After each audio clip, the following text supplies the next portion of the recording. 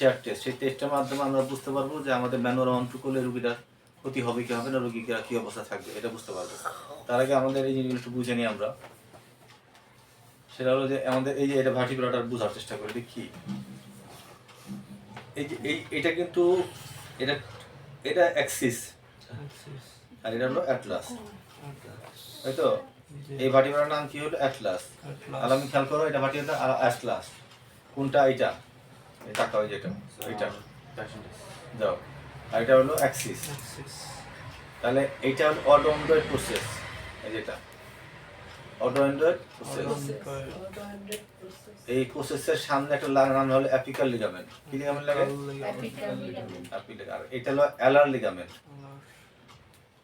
ঠিক আছে? আর এটা হলো টার্নারস লিগামেন্ট।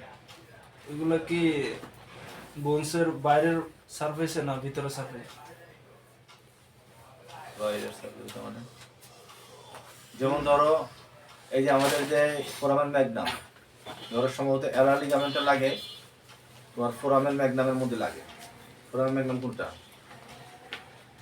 এই যে এটা কিন্তু পিছনের অংশ, তাহলে এটা যে ওই পাশে যে অংশ আছে, যেমন ধরো এটা,